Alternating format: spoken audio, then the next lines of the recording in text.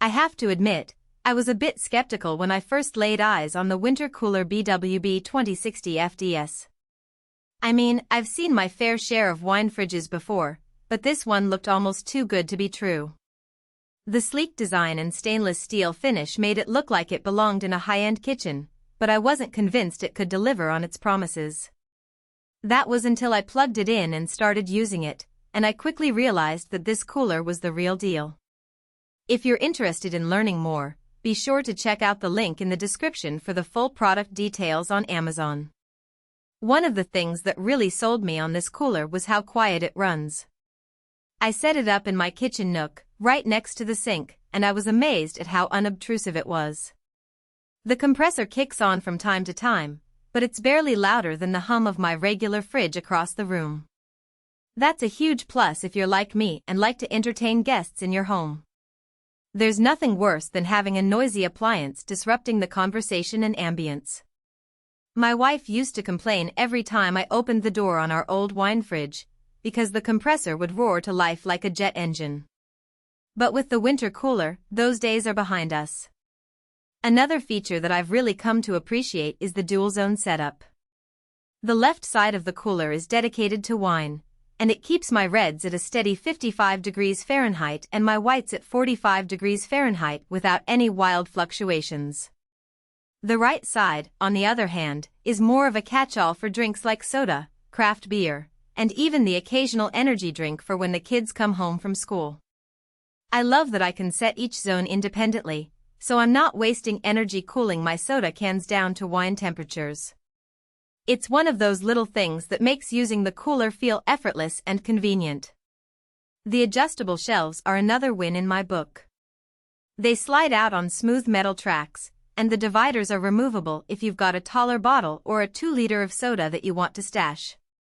I've got a few odd-shaped Italian bottles that used to be a real pain to store, but now they fit perfectly in the Whynter cooler. No more wedging them in sideways and hoping for the best. It's a small thing, but it makes a big difference. I was also pleasantly surprised at how easy it was to install the cooler. It's marketed as both built-in and freestanding, so I started out by using it as a freestanding unit right next to my counter. After a week or so, I decided to slide it into the cabinet cutout that we had prepped for a drawer that never got installed. The front grill vents line up perfectly with the toe kick space, so there's no overheating and no need for extra clearance. And as an added bonus, the cylinder lock is a nice touch. It's great for keeping curious teenagers and party guests from borrowing a bottle or two. One feature that I didn't see coming was the internal fan-forced circulation system. It keeps the temperature even across every shelf, so the bottle at the back of the cooler isn't warmer than the one in the front. I decided to put this to the test by storing a cheap red wine on the top shelf and a pricier Cabernet on the bottom. After 24 hours, I pulled both bottles out and tasted them side by side, and I was amazed at how identical they were. No hot spots, no off flavors, just consistent, perfectly chilled wine. That kind of consistency is what separates the budget coolers from the ones that are really worth owning. The digital thermostat is also super straightforward to use.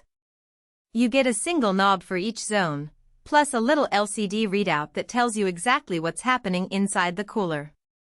No smartphone app, no Wi-Fi, no gimmicks, just reliable numbers that you can trust. I set the wine side to 52 degrees Fahrenheit for a week-long party we were hosting, and I watched as the display held steady even when the kitchen temperature soared to 85 degrees Fahrenheit during a heat wave. The compressor never lagged, and the bottles stayed perfectly chilled. It was impressive to see. Now, I will say that this cooler isn't the smallest unit out there. At 24 inches wide, it's a bit chunkier than some of the mini fridges on the market, so make sure you've got the space to accommodate it. The door is also reversible, but you'll need a screwdriver and maybe a helper. Those French doors are heavier than they look. And because it's made of stainless steel, fingerprints can show up if you're not careful. All in all, I'm thoroughly impressed with the Whynter cooler BWB-2060FDS. It's become an indispensable part of my kitchen, and I couldn't imagine going back to using a regular fridge or wine cooler. If you're on the fence about a dual-zone cooler, I would highly recommend giving this one a look. You might end up as pleasantly surprised as I was. Check it out using the link below.